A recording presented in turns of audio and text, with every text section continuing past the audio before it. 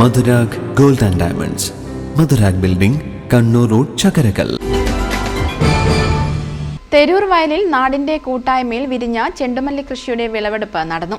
Theroor arts and sports ക്ലബിന്റെ നേതൃത്വത്തിലാണ് കൃഷി ഇറക്കിയത്. തെരൂരിലെ യുവ ക്ഷീര കർഷകൻ പ്രതുൽ പ്രദീപ് എളമ്പാറ LP സ്കൂൾ വിദ്യാർത്ഥികൾക്ക് പൂക്കൾ കൈമാറി വിളവെടുപ്പ് ഉദ്ഘാടനം ചെയ്തു. 10 സെന്റ് സ്ഥലത്താണ് ക്ലബിന്റെ നേതൃത്വത്തിൽ ആദ്യമായി ചെണ്ടുമല്ലി കൃഷി ആരംഭിച്ചത്.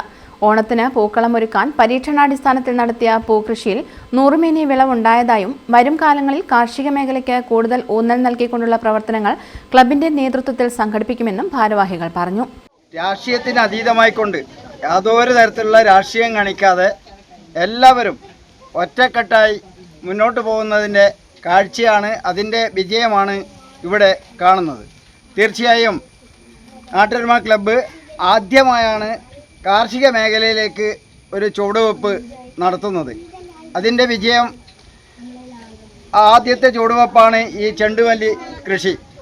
അത് നന്നായി അതിനെ വിജയാഘോഷം കൊണ്ടാടുകയാണ്.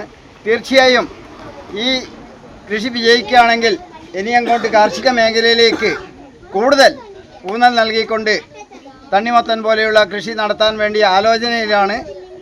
ആ തരത്തിലുള്ള കൃഷി രീതികൾ കൂടി ക്ലബിൻ്റെ വെറും കലാ സാംസ്കാരിക രംഗത്ത് മാത്രമല്ല നമ്മുടെ കാർഷിക രംഗത്ത് കൂടി ചുവടുവെച്ചുകൊണ്ട് മുന്നോട്ട് പോവുകയാണ്. സെക്രട്ടറി KK ജിജേഷ് അധ്യക്ഷത വഹിച്ചു. PC Padmanabhan, T Prakashan, RK Vinod Kumar തുടങ്ങിയവർ സംസാരിച്ചു.